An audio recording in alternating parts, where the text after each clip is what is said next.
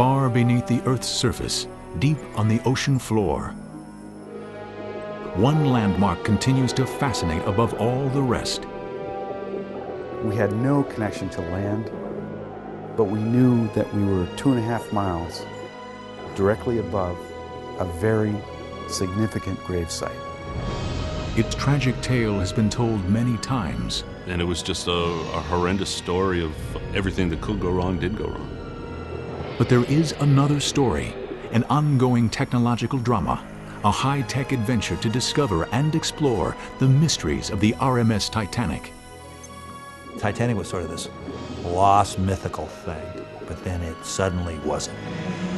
This is that story, a quest marked by failure, success, classified operations, and moral uncertainty.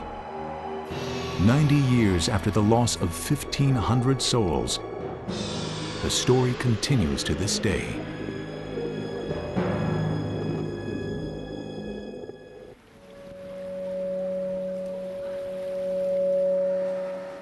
In the summer of 2001, imaging researchers from Woods Hole Oceanographic Institution in Massachusetts returned to this extraordinary wreck site aboard Russian submersibles. The latest challenge, fine-tuning underwater high-definition cameras to capture Titanic in a clarity yet to be seen. The story of Titanic and the story of ocean technology are inseparable. Titanic serves both as inspiration, daring scientists to create new technology, and as a proving ground for their latest equipment and instruments. This is the story of those people, the amazing gear they develop, and the almost insurmountable challenges they face. I'm hoping that the resolution and quality of the high-definition systems that we're using will really bring the experience, the feeling that you're actually there. There's a lot of science that can be done on Titanic. We know that the day that it hit the bottom of the ocean. So we can study the impact of Titanic on the seafloor. We can study the kinds of animals that have made Titanic their home. But there is a paradox to this mysterious place. The closer technology brings us, and the clearer the picture, the more we become enveloped in its mysteries. By the late 1990s, anyone with a spare $36,000 can rent a Russian submarine, one of the handful capable of reaching Titanic's great depths. The two Mir submarines regularly take the trip 2.5 miles down. That's 36 football fields or 9 Empire State Buildings. Today, it's all become rather routine. Of course, as any submersible pilot will tell you, one minor breach in the hull could mean that your head is about to be squashed like a tomato. Whenever we do see little drips, and we do see them, the first thing you do is taste it. And hopefully it tastes like fresh water, which is just condensate within the sphere. If it's salty, then you definitely have a problem.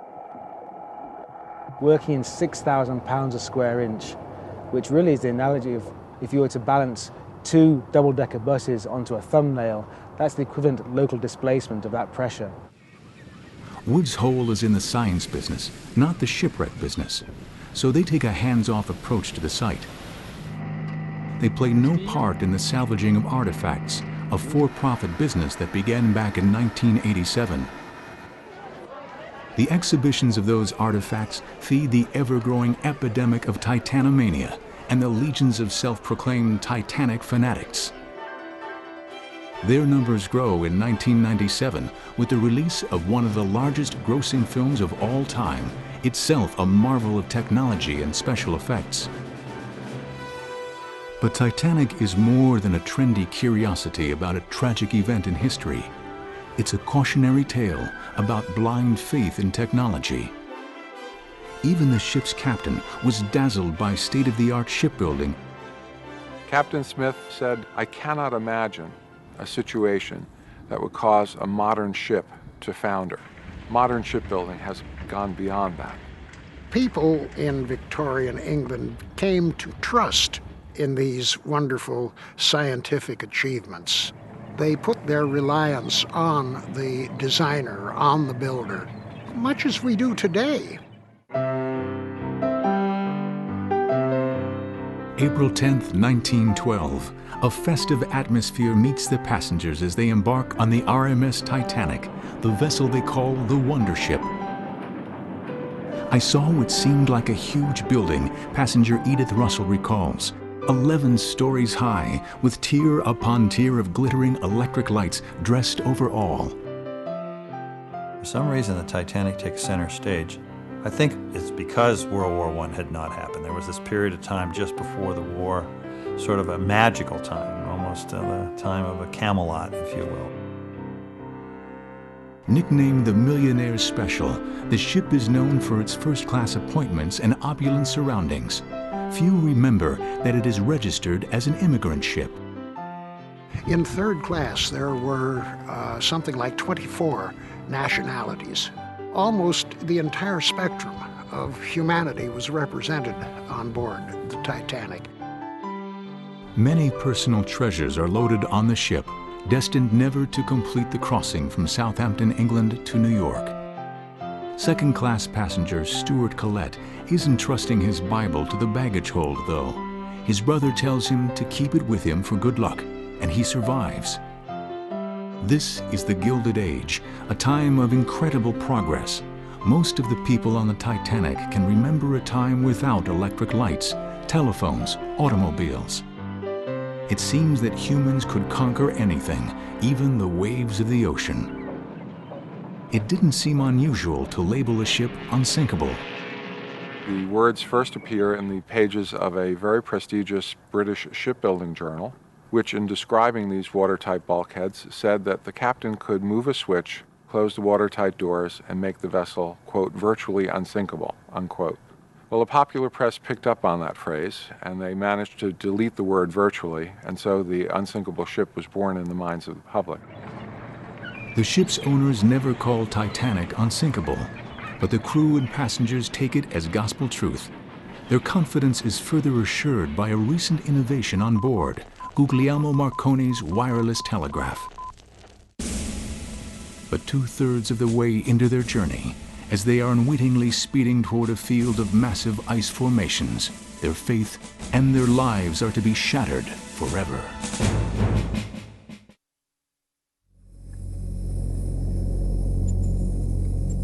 The mighty bow of the Titanic, with its dripping rusticles, has become an icon of the last decade of the 20th century. In the 21st century, we can marvel at it through the latest in high definition, pictures with a wider screen and twice the resolution of regular TV. Just looking at the ghostly wreck brings back the violence that occurred here. It is April 14th, 1912. The radio operators receive numerous Morse code warnings from other ships in the area about ice flows and icebergs. One transmission from the nearby steamship Californian is stifled by Titanic's chief wireless operator Jack Phillips. "Shut up," he tells them. "I am busy." At 11:40 p.m., the largest ship on the ocean, 46,000 tons, going 25 miles an hour, scrapes against the largest natural moving object in the world. The worst thing that could be imagined was a puncture in the ship's hull, so the Titanic was built to withstand that damage, and as a matter of fact, could even withstand the flooding of 4 compartments in the forward part of the ship. Unfortunately, on the night of April 14th, 1912, there were 6 compartments that were open to the sea, and that doomed the unsinkable ship. Just after midnight, Captain Smith gives the order to ready the lifeboats. The sea temperature is 28 degrees, and there are only enough lifeboats for roughly half of the 2,200 people on board, and even those go out partially filled. The unsinkable ship dips below the waves at 2:20 a.m. on April 15th, 1912. It breaks into 2 pieces and plunges over 2 miles to the floor of the Atlantic.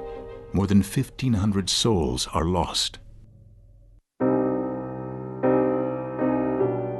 Imagine, if you will, a supersonic jet filled with the most famous movie stars, the wealthiest people in the world, the owners of big business, and suppose that that jet were to crash. That's pretty much what happened with Titanic. I would really relate the Challenger, loss of the Space Shuttle Challenger, to the loss of the Titanic, where we sort of put a little too much faith in our technology and it bit us. Almost immediately after the sinking on April 15, 1912, people start speaking about locating and possibly raising the Titanic. Vincent Astor, John Jacob Astor's son, was very interested in recovering his father's body, and he wanted to put together an expedition to go out there for that purpose, and his body was recovered, and so he abandoned that idea. Over the years, all kinds of plans are made to raise Titanic, involving everything from electromagnets to ping pong balls. It was comical. And naturally, none of that would work. I mean, they forget to take into effect that if you take a ping pong ball just 10 feet underwater, it crushes, so let alone 12,000 feet. Even if these ideas were possible, first the wreck had to be located.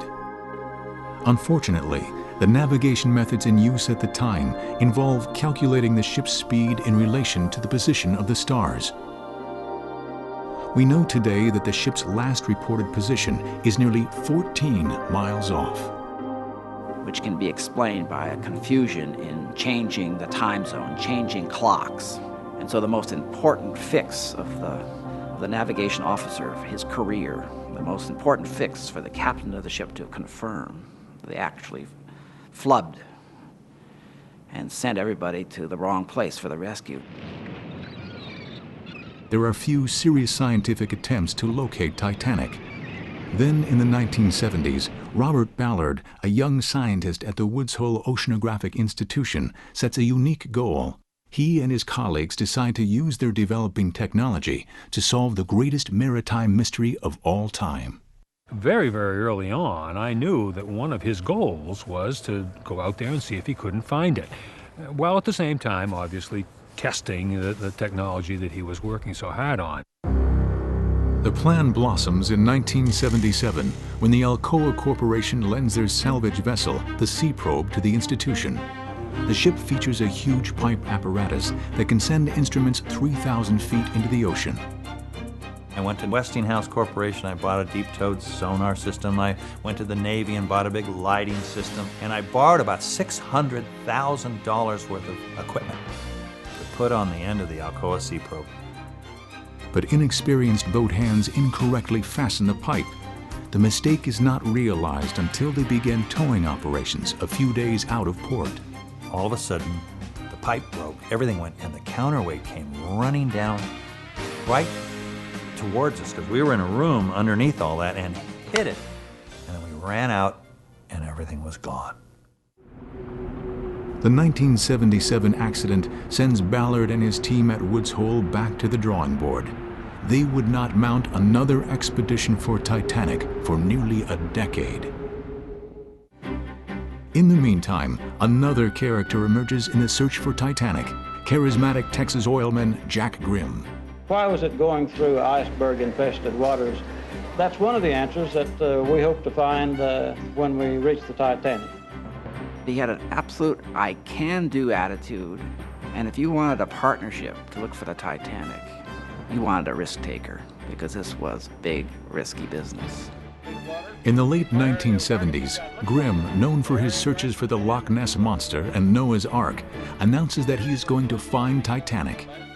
He enlists two major players in the oceanographic scene, Fred Spiess of the Scripps Institution of Oceanography in California, and Bill Ryan of Columbia University's Lamont Doherty Geological Observatory. Grimm wanted to look for it right away, and there was no existing equipment, unscheduled, available to him. So we'd have to build all the technology from scratch. The first Grimm expedition leaves Florida in mid-July 1980. Grimm funds the development of Seamark, a sophisticated new sonar system. And I was convinced they were going to find it. It wasn't that big a search area. I just figured I was going to read in the news they found it, and that was the end of that. The Seamark is a side-scan sonar which creates a beam of sound. What makes Seamark so revolutionary is the width of its beam, 3 miles across. But the trade-off for being able to survey that much area is that Seamark's results are not detailed enough to define a wreck site versus a natural marine formation. GRIM targets 14 areas that might be the final resting place of Titanic. But plagued by stormy seas and equipment problems, GRIM is forced to head back to port on the 17th of August, 1980. GRIM's next voyage is planned for the following year, 1981. This time, they bring a more finely tuned sonar system called Deep Tow that shows smaller objects. The team travels 900 miles into the North Atlantic and begins to survey the search area and the 14 targets identified the previous year that lie in it. We concentrated with the Deep Tow instrument of the Scripps Institution. And so we picked all those targets in between and checked them off one by one by one. They examined 13 of the 14 targets. Then disaster. The winch that launches and retrieves Deep Tow breaks before they can finish their survey. Under that final target, Titanic. Did we find the Titanic? That's a question lots of people ask us. I think you could say we beautifully imaged the gravesite of the Titanic. We beautifully imaged the landscape. But until you have some identifier, these are just acoustic targets. With just hours left on the mission, the winch is repaired. GRIM asks Ryan to deploy another piece of equipment that he had financed, the Deep Sea Color video system. This vehicle was meant to shoot video of Titanic if they found it. It can't send images to the ship, but does record them for later viewing. On the 4-day journey back to shore, the search party looks at this videotape. And then the instrument pulls up off the bottom, and in view comes these big curved object. My reaction is, oh, we've hit a huge glacial boulder. And GRIM shouts out, the propeller! It would take 2 more years until a third GRIM expedition could be planned. The 1983 mission fails to confirm the alleged propeller again. I think we were all a little intimidated by, if they went out there and weren't able to find it, maybe it wasn't findable. But as GRIM's team sails back to port for the last time, another expedition was already in the planning. On September 1st, 1985, Robert Ballard and the Woods Hole team are on the verge of the greatest discovery in maritime history.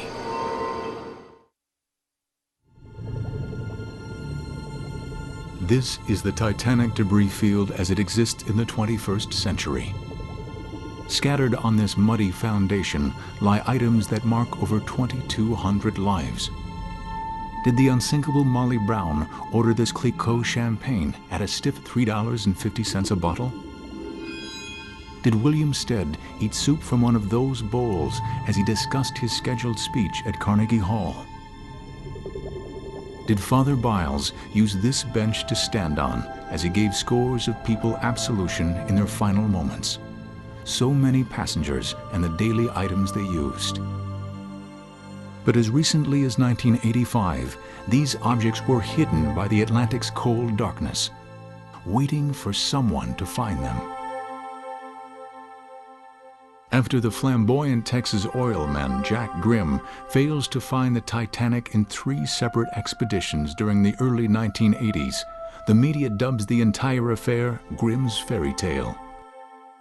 Jack Grimm left a major contribution to science, a major legacy, this fabulous equipment that we used on many, many expeditions to essentially illuminate the ocean floor for the first time. But while Grimm is pursuing this so-called fairy tale, the scientists, engineers, and technicians at Woods Hole Oceanographic Institution are working on a concept they're convinced will open the mystifying ocean floor to the world. They call it telepresence, bringing video cameras to the depths of the ocean. By 1982, the Office of Naval Research contributes $2.8 million for the development of this telepresence system, particularly the Argo camera apparatus, named after the mythical ship that carried Jason and the Argonauts in their search for the Golden Fleece. To test Argo, they have their own Golden Fleece, Titanic, but the funds still aren't enough to mount an expedition. So then I went deeper into the Navy. And being a naval officer and having been involved in a lot of programs, I went to the other side of the Navy, the more classified side of the Navy, and I talked to them. I wasn't in the room, but I doubt the Navy called Bob Ballard up and asked him to go find the Titanic. It was his dream, it was his goal, and he convinced them, as we were doing other work for the Navy, that we should be able to take some of our time and go attempt this difficult task. The Cold War is still raging, and Argo can help the Navy with two separate problems. Two sunken submarines, one called the USS Thresher, sunk due east of Woods Hole in 1963. The other is the USS Scorpion, which sank just 5 years later, 400 miles southwest of the Azores off the coast of Portugal. The Navy wants Dr. Robert Ballard to use the new technology to monitor the nuclear stability or instability of those sunken subs and their nuclear reactors. So the Navy said, look, we want you to go find the reactors. We want you to completely map them. We want to find every square inch of these submarines. And that became our classified mission, secret mission. With additional Navy funding, Woods Hole engineers and technicians start bringing Argo to life in 1982. This 4,000-pound cage the size of an automobile, filled with 3 specialized dark vision cameras and sonar, will be a leap ahead in deep-sea imaging. In some cases, depending on the type of vehicle, you may be power limited into the amount of light that you can bring. So usually we use very low light or very high sensitive camera systems for imaging in the deep sea. In 1984, Argo sees its first action in a secret mission to the USS Thresher. The Thresher was just destroyed. It was just like passed it through a shredding machine. We knew where it was because they'd visited, but they had never mapped it. They just went down and looked around. But they'd never done a systematic search. They never found the reactor. Having found all of the remains of the sub, Ballard wants to push farther out into the Atlantic to find Titanic. But there is another hurdle. Woods Hole is a science institution, and its management isn't convinced that finding the Titanic or any shipwreck is the best use of its resources. First of all, they're hazardous. They tend to be covered and festooned with nets and cables and things that are entanglement hazards. And then secondarily, from a research standpoint, they're not the best subject matter. It was not that they were passive. They did not want me to do it. And so that was tough. Ballard persuades the institution that finding Titanic will be a high-profile way to test their new technology. In addition to the funds from the Navy, Ballard seeks a partnership with the European counterpart to Woods Hole. The French Institute for Research and Exploration of the Seas, or IFREMER, joins the effort. They come up with a two-pronged attack.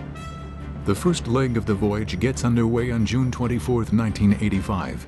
IFREMER scientist Jean-Louis Michel begins the search for the Titanic. He will employ his new sonar acoustique remorqué, or towed acoustic sonar. The SAR is a side-scan sonar. That means a sonar with flying not far from the bottom, at about 400, 500 feet from the bottom, and the SAR could dive to 20,000 feet, and it was brand new for that. The plan was the French sonar system called SAR would find the wreck, and then we would go photograph it. Ballard and the Woods Hole scientists joined their French colleagues on board the French research vessel La Syrah on July 22, 1985. The party steams to the search site and deploys the SAR directly over Jack Grimm's unchecked target. As it is on its way down, SAR's onboard metal detector goes crazy. The current is strong, though, and the ship gets pushed away from this small section of the ocean. Without sonar confirmation, they assume the metal detector needs adjustment. Jean-Louis Michel decides to check out this area at the end of the cruise. He now continually moved away from the Titanic and had a chance now. That's fate. He never had enough time to go back and get that final missing sliver. And I'll never forget coming back. I felt like Grimm, I felt like Ryan, I tasted defeat. It's not very nice taste. The Titanic searchers disembark from Le Seurat on August 8, 1985. On August 12th, Ballard and Michel join the American portion of the quest, the part that was supposed to be a photo opportunity with the found Titanic. The 245-foot Woods Hole ship Nore leaves dock from Ponta Delgado in the Azores. But first, Ballard has a top-secret commitment to the Navy to keep: the survey of the other sunken nuclear sub, the USS Scorpion, 400 miles southwest of the Azores. Approximately 75 meters. The crew has been given clearances by the U.S. Navy, but the French scientists and the media aboard have not. Ballard has to be less than straightforward about his mission. What I told them was that I had to do some tests for the Navy, that this was a Navy system and that they had to not come in our control room. And I thought they would catch me because the Scorpion's south of the Azores and Titanic's west. Well, I thought they'd look up and see where the sun was and say, you know, Bob, aren't we headed south? But they didn't. With each of these sub-hunts, Ballard is learning more about how he might find Titanic. The Thresher has been completely blown apart, while the Scorpion was basically intact. Yet they have similar debris fields, ones that show up right away on Argo's cameras.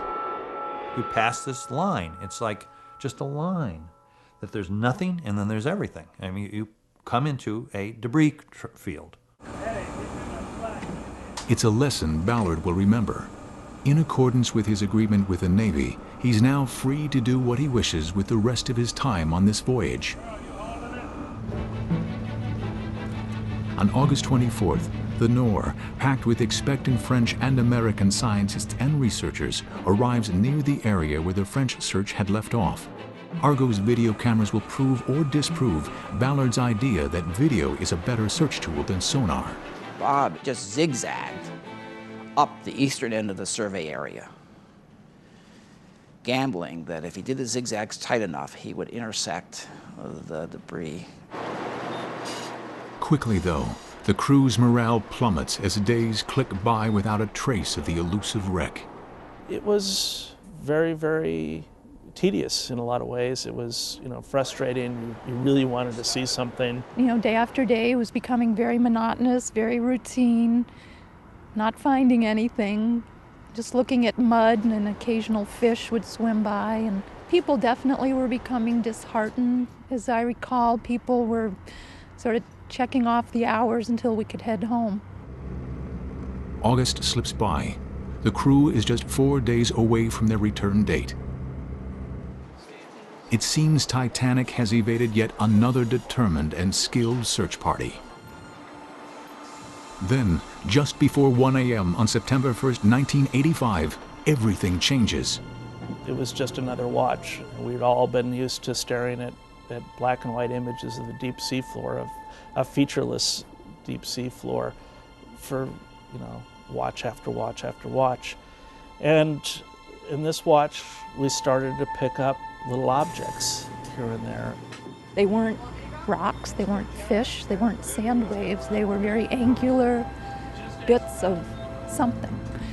And as it turns out, as history will tell you, that what the first images were coming back up were of the boiler, with the very recognizable pattern of rivets in the face of the boiler.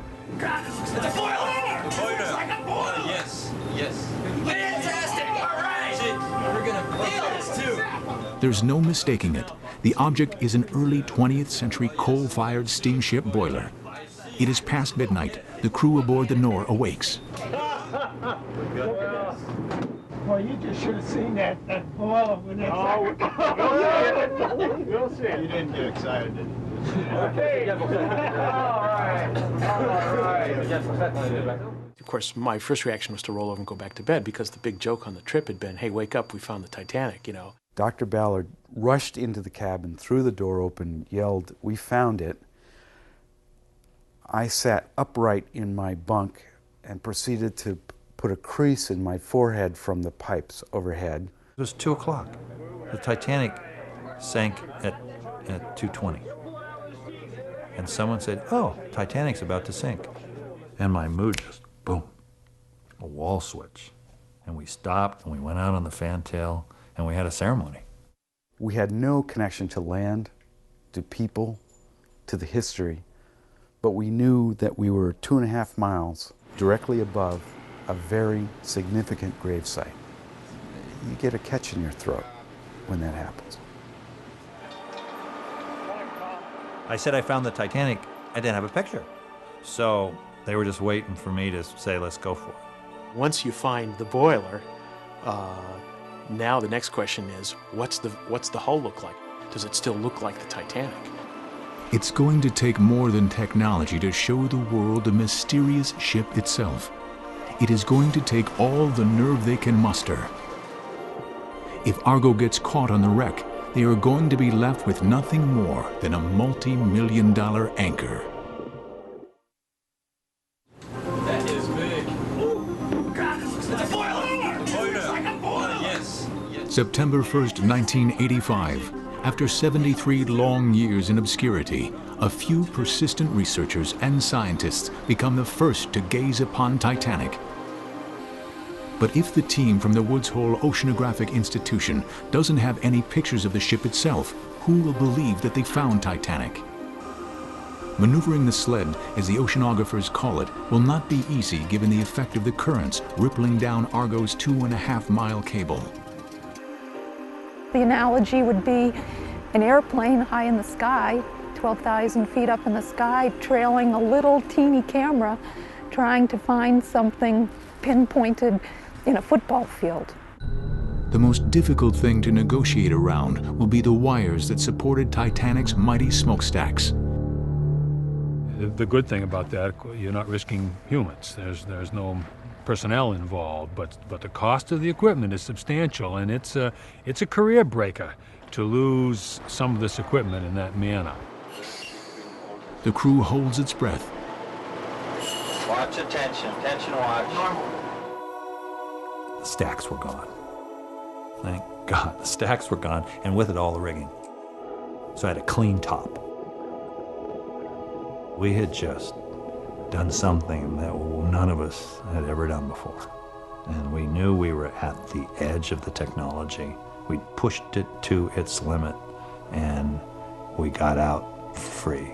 And I remember those first passes with the Argo sled over the ship, and how absolutely thrilled we were that we immediately recognized what we were seeing.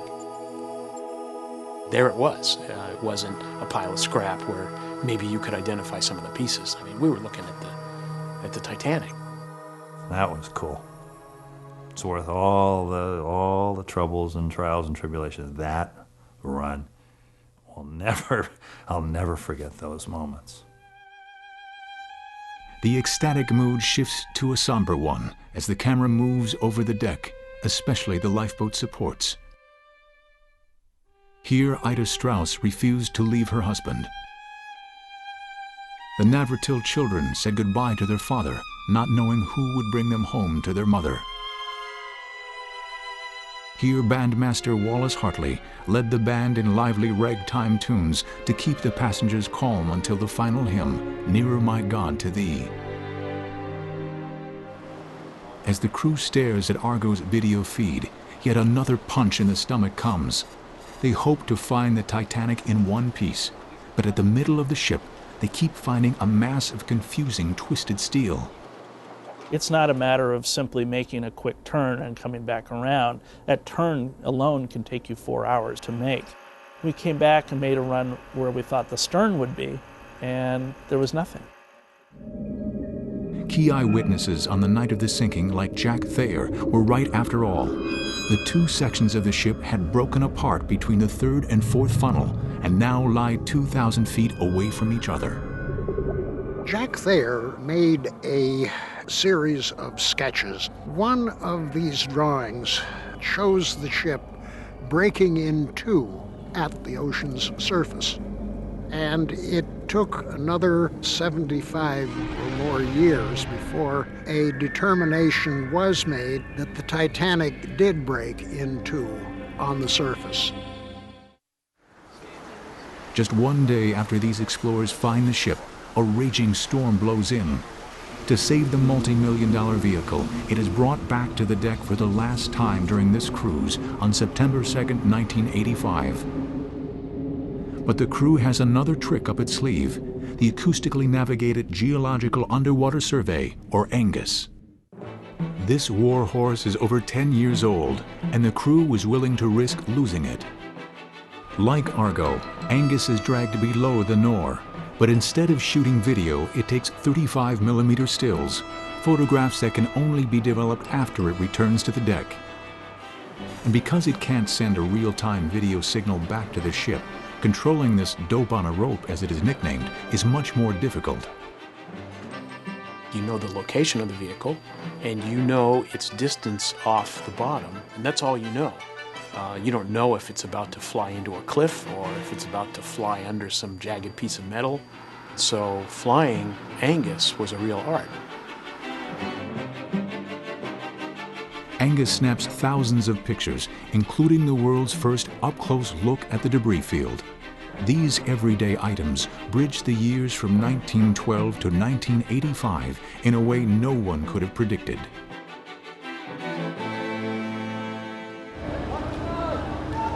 The scientists and crew return to Woods Hole, happy to have proven their equipment worked, but not fully understanding the import of what they accomplished. One of our friends had a brief radio conversation with people on the beach, and I'd asked him, I said, so did we make the newspapers? And he started laughing. He said, yeah, try the front page of every newspaper in the world. For the most part, I think it was more or less out of people's consciousness until the discovery was made. And then, of course, it came rushing back into the world's consciousness. But discovering the wreck was one thing. Dr. Robert Ballard and his team want to take a closer look at what happens to a ship during 3/4 of a century in the deep ocean. In order to do that, they are going to have to visit the Titanic, not from 2.5 miles above, but alongside the wreck, in person.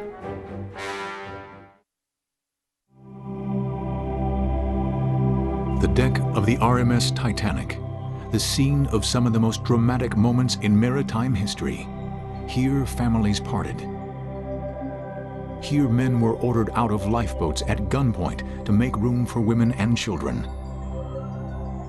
Here, hundreds prayed for mercy on their souls. For 73 years, it sat in darkness until a team of scientists and engineers shine a light on it. Will someone dare tread on this deck once more? For the researchers at Woods Hole Oceanographic Institution, the chance to prove to the world and themselves that they can open up this strange environment proves irresistible. There were a lot of issues that people wished to know more about, and certainly a lot of them were not scientific, but some of them were. The Titanic was just a great destination to go to. It's something that you just couldn't leave behind. It is several months after their discovery of Titanic in 1985. The researchers start to make preparations to document the site up close. The only way to do that is in a specialized submarine called a deep submergence vehicle, and Woods Hole just happens to operate one of the few in existence, the U.S. Navy-owned Alvin. With a manned vehicle such as Alvin, you get to look out firsthand and see the things you would expect to see if you were really there yourself, which of course you are, versus the view that you get from a cable-controlled vehicle, which is a television view. Though it can reach these great depths, Alvin has a maximum speed of just under 2 miles an hour. So while it makes far more sense to search for Titanic using unmanned vehicles that can stream through the water and stay down for days at a time, Alvin is the perfect vehicle to explore the wreck in person. There is a lot of competition to be on the ship for the Titanic dive. There's a limited number of bunks on the boat. Seniority rules. You pretty much had to earn the right to make it on that particular trip because we knew it was going to be very, very interesting. And it was. The Woods Hole team wants to explore the interior of Titanic, but Alvin is too large to go inside safely. The U.S. Navy has already provided funds for Ballard to construct a small robotic probe to penetrate the torpedo tubes of the sunken nuclear sub, the USS Scorpion. Their goal, to try to examine the status of any live nuclear weapons which might still be on board. Once we found the Titanic, it meant we could actually now explore it with this technology that we'd really developed for the Scorpion. Ballard gives his team at the Deep Submergence Lab the go-ahead to start work on the tiny robot. They adapt key systems from a larger robot currently in blueprint stage called Jason. They dub the smaller robot Jason Jr., or JJ. The plan is to attach the probe to Alvin by a tether. This vehicle was developed with the idea that it would allow the submarine to send a camera into areas and spaces that were hazardous or too small for the vehicle, for the submersible itself to go into. Dr. Ballard came to us and said, I need a swimming eyeball. I need a robotic vehicle or a TV camera that I can put inside underwater wrecks. We were to leave the next day for the Titanic, and we still hadn't ever had Jason Jr. on board Alvin and in the water and working. The Woods Hole research vessel Atlantis II leaves on July 9, 1986, with the engineers still trying to make sure Jason Jr. will work in conjunction with Alvin. And just as in 1985, the Navy intends to share the technology for its covert operations. But this time, the plan is for the operations around the Titanic to take place first. Then, as the world is focusing on the results, the Navy will use the same equipment to further explore two of America's sunken nuclear submarines. July 12, 1986, the Woods Hole team returns to the satellite position they left nearly a full year before. By the next morning, they are ready to attempt their first dive with the submersible, with Jason tucked into its cage aboard Alvin. There's a heightened state of anxiety among the crew. Diving near a wreck in freezing water 2.5 miles under the ocean is not a routine task. Cables are the things that can really bite you. If they get wrapped up in a prop or something snagged, then you've got a problem, because then you're anchored to the wreck. Folks in 1912 put all their faith into this new technology to sail them from one side of the ocean to the other. Well, here we were, putting all our faith in another machine to transport us from the surface to the bottom and back again. After all this time, someone will be paying this monument a visit. 8:30 a.m. ship time, July 13th, Dive 1. Alvin's crew is filled with both fear and expectation. The three men, Bob Ballard, pilot Ralph Hollis, and co-pilot Dudley Foster, settled in for their 2.5-hour descent. Well, the first dive was sort of like the Titanic. Everything went wrong. As soon as we got in the water, everything just bellied up. We started getting water leak indication in our batteries, which started cause a lot of concern, because when you get salt water mixed with lead acid batteries, it's a really bad thing. Then we lost our sonar, so we're blind acoustically. So here we are on the bottom of the ocean. Somewhere around here is the Titanic. We were sort of moving around the bottom blindly, you might say. We could only see about 40 feet. So it was sort of a surprise when we came up on it. Went on forever. As we came up, it just went on and then faded out of sight. By now, the leak in the batteries is critical, and the alarms are blaring. Ralph said, we gotta go. we're flooding. And we punched out. I got 12 seconds, but there it was. Elvin returns to the surface.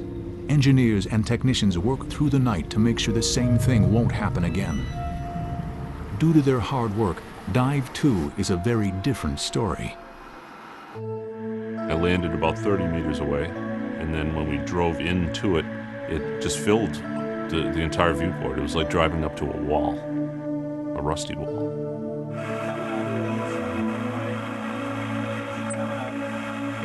When we went down and actually got a close look, all that was left of the pilot house almost was just the steering control module sticking up. Gorgeous. Keep going. Equipment problems plagued Jason Jr.'s engineers, but so far, no problem is life-threatening. Until July 24th, when everyone's worst fear comes true. The danger starts as Bob Ballard, Dudley Foster, and Martin Bowen send the robotic probe toward the ship's inner stairway. I got a little adventurous with the robot at one point. We went down the boat deck, over the rail, toward the promenade deck. I realized that the tether had gotten pinched in a portion of the railing. So now I had to figure out, well, okay, now I've made an anchor for all three of us. And if I can't get this free, and if the explosive bolts don't go off, we're anchored here forever. What I did was turn the robot around, look at us, look at the catch point, and fly the robot on a path that would pull this out of the pinch point and allow the submersible to bring the tether back in. It was kind of automatic for me, but I think for the other two people in the submersible, it was kind of tense. A lot of tether out. In all, there are 12 different dives, most of them highly successful. But perhaps the highlight of the entire cruise is Dive 3, when Martin Bowen maneuvers JJ down Titanic's first-class grand staircase.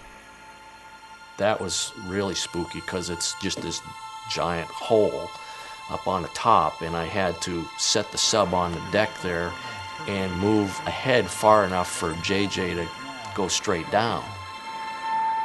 Amazingly, they find a crystal lighting fixture hanging almost as though the violence of April 15th, 1912 never happened. To see this sort of crystalline light fixture was one of the things that really made it a personal experience to me, that those human sort of artifacts, that gives you the connection. I felt like I was dancing in the ballroom. It was a culmination of everything. I mean, the 86 expedition was a celebration. I mean, it was over. In the absence of more testing or hard science to do here, the Woods Hole team leaves for home on July 24th, 1986. Everyone was fixated on my Titanic expedition. They didn't know that right after we did Titanic, the ship left again. It left with Alvin, left with Jason Jr., and went and did the Scorpion. And the Thresher. And the press never caught it. In recently declassified footage, we see Jason Jr. specially reconfigured to fit through the Scorpion's missile tubes, the better to examine the status of the nuclear weapons on board. Even as the Navy does its investigations at the submarines, Woods Hole technicians are back in their labs, sifting through the data they compiled on their mission. One key document is this mosaic, created from 100 images selected from the over 57,000 shots taken by the still camera device Angus in 1986. It gives a view impossible to capture any other way because there's no way to illuminate the massive structure in the inky darkness of its 12,500-foot depth. The whole scenario of Titanic's loss, the nature of the damage that she suffered from the iceberg, all of that has been rewritten as a result of the expeditions. With their duties at Titanic over, the scientists and engineers from Woods Hole take what they've learned from their equipment tests on Titanic and start building the next generation of deep-sea robots and imaging systems. The visit to Titanic marks a high point in the careers of the team members, but it also leaves another kind of mark.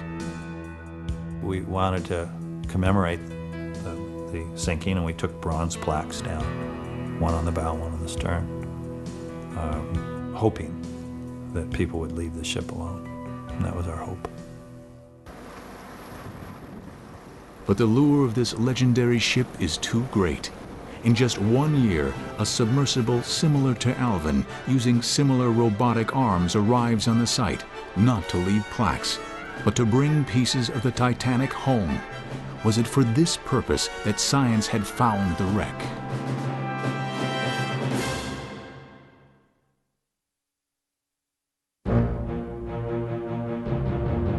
By the autumn of 1986, Titanic's location is no longer a secret, but it still holds many mysteries and, as it turns out, many artifacts, objects that people around the world are interested in seeing for themselves. With little more hard science to do here, the researchers at Woods Hole Oceanographic Institution are done with the site. There is some fear that others will disturb the Titanic in its resting place, perhaps even to raise the wreck. Since only a handful of submarines are capable of diving to Titanic's depth in 1986, the notion is not taken seriously. But Titanic has a way of making people ignore technological obstacles. It is now just 1 year later, 1987. Ifremer, the French Oceanographic Institute, is at the Titanic site with their $20 million submersible, Nautil. Their goal is to collect relics in conjunction with a for-profit company funded by international investors. In this expedition, some 1,800 artifacts are brought back to land. Ifremer was involved right from the beginning, as they were the co-discoverers on the 1985 expedition. They actually felt an obligation to protect the future expeditions to the wreck. Some of the people involved in locating Titanic become critics of salvaging. I'm not so sure that the recovery that's taken place has really served a historical or archaeological purpose. I mean, they've basically taken the jewels off of the old lady in her grave. But the old lady's still down there. We know all there is to know about that era, and we don't need to have a dish in front of us or a pair of shoes to describe it. So it's a sense of discriminating responsibility. I'm not an expert, but I won't contribute to it personally. Individually, that might just be a teacup in that showcase. But when I place the teacup in juxtaposition with a plate and a knife and a fork, and then I start seeing other things from first class or third class, and I begin to paint the picture of what life was on board, that's the true magic of the artifacts. On the 1987 expedition, the French robot Robin, a counterpart to Woods Hole's Jason Jr., also makes some spectacular trips inside the wreck, but not to pick up artifacts. We would love to go inside and recover artifacts. We don't currently have the technology to do so because we can fly a camera inside. We have no ability to be able to put arms or retrieval methods on something small enough to go inside the wreck. The salvage company goes public in 1993 under the name RMS Titanic Incorporated. Artifacts like the ship's tritone whistle, the largest ever built, are placed on traveling exhibit. 10 million people from London, England to Santiago, Chile attend, and many historians and museums warm up to the idea of artifact retrieval. The idea of studying the captain's megaphone or any of the other 6,000 items brought back since 1987 has a power of its own. My personal favorite artifact, which I personally picked up in 1994, was 1.5 children's marbles. I couldn't help but be touched by the recollection of a tiny little person, a young person, whose hopes and dreams for the future were so tragically cut short that night. Another startling item is this bag found to have been owned by perfume salesman Adolf Safeld. this case includes tubes that still contain the oil from which perfumes are made. We conduct extensive research. In 1994, RMS Titanic Incorporated is named salvor in possession of the Titanic by a federal judge. We made representations there in that courtroom that we had that wreck by virtue of the fact we had an artifact from the wreck, and we wished to arrest it, and therefore qualify as right of salvor in possession. As a matter of fact, I recall Judge Clark saying that we don't want people fighting over this ship out in international waters and possibly killing each other.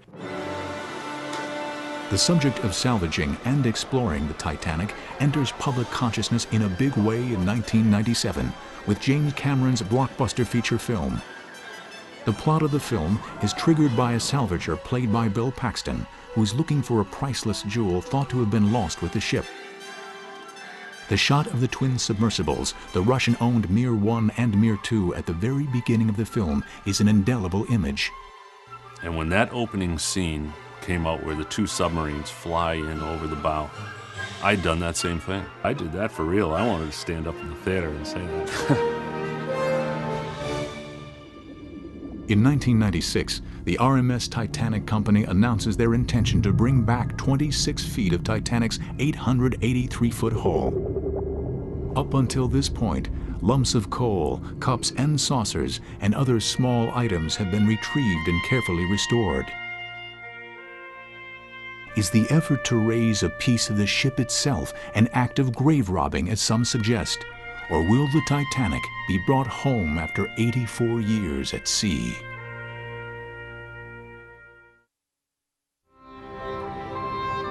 The long-held dream of raising the RMS Titanic is a practical impossibility, but that does not prevent people from attempting a symbolic raising, as new technology allows salvagers to retrieve larger and larger pieces of this once remarkable ocean liner. In 1993, the salvors in possession, RMS Titanic Incorporated, identify a piece of the hull that could possibly be raised.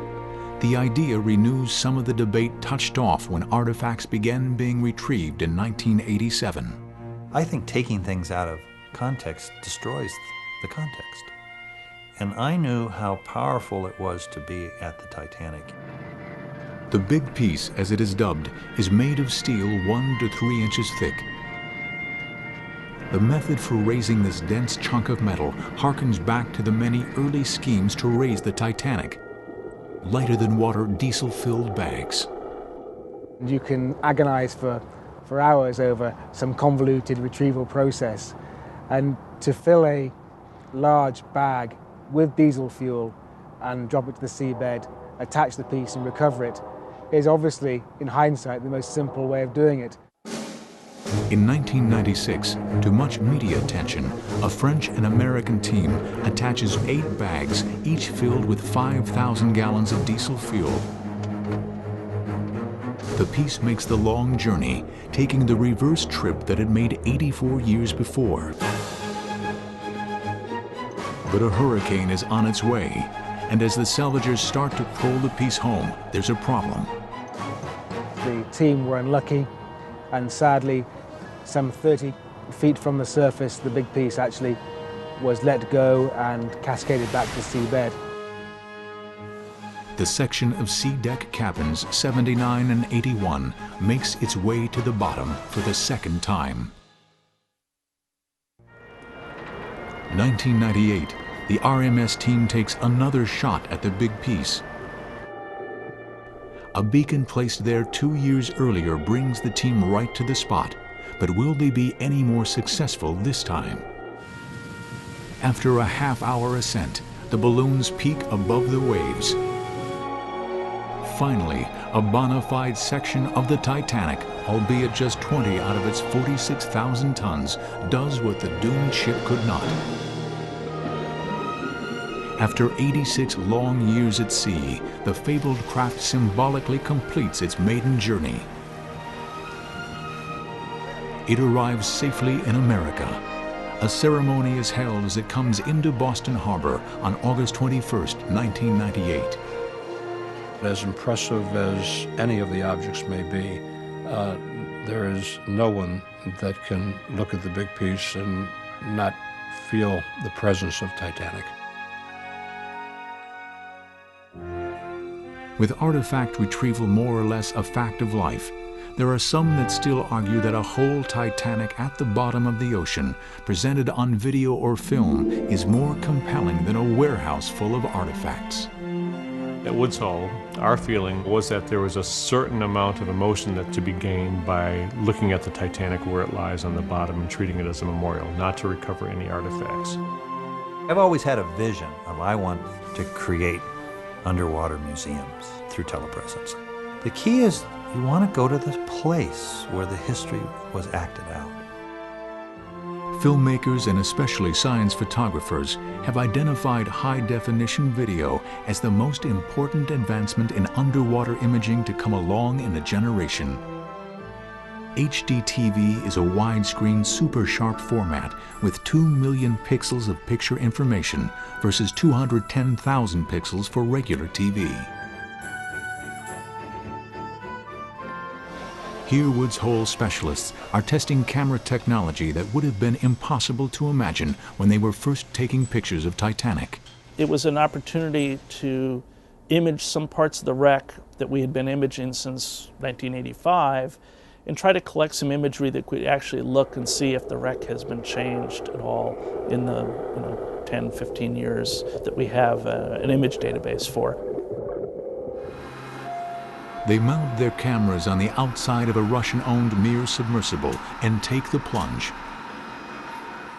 Since these $25 million subs are available for hire, they have become a convenient way for all kinds of people, from scientists to tourists, to visit Titanic.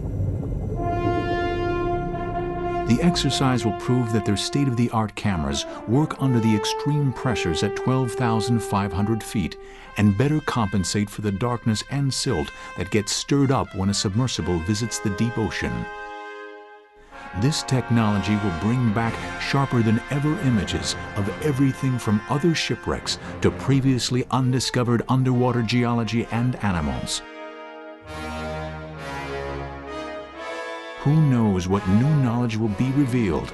Scientists hope they will even uncover clues to the origins of life.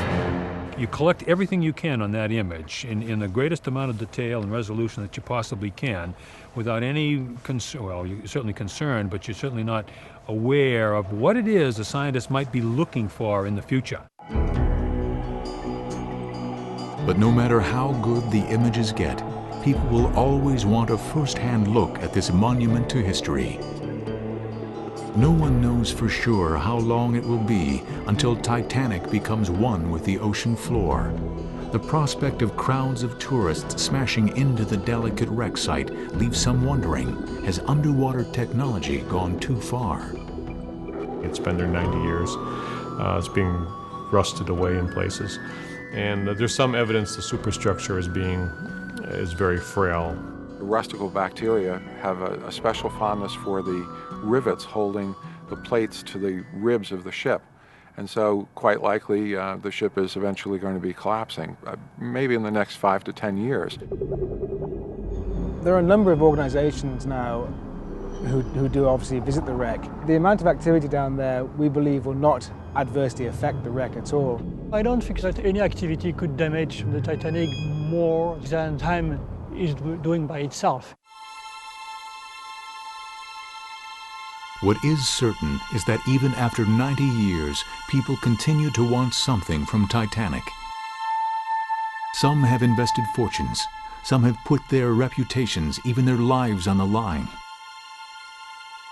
But Titanic has given a lot in return, helping science to advance underwater technology and open up the extraordinary world of the ocean for all. And it's still doing so. On the cruises we did in 2001, it was very interesting to compare looking at the high-def image inside the sphere of the submersible with the viewport view. The human eye has a lot more depth of field than the HD camera systems do right now, and that's something we're going to try to improve. I might want to sneak back, but I don't think I want to go back with a big brass band. I'm afraid that if I go back, I'll be very disappointed, because my museum that I have in my mind won't be there. I don't know what it is about the Titanic. That ship just won't sink. It won't stay as a grave. There's other shipwrecks that more people perished on. Whether you're a little girl, a little boy, a man or a woman, the Titanic seems to find a magic button in you, and it's not the same button in each person. So it sort of puts out a chord of music, and in that touches all the buttons. From the early black and white images, to the clarity of high definition, to the remarkable technology that can touch the past, we remain drawn to the ongoing story of Titanic. It continues to be written by those dedicated to exploration. The site itself remains a memorial to those who died, guilty only of having too much faith in technology.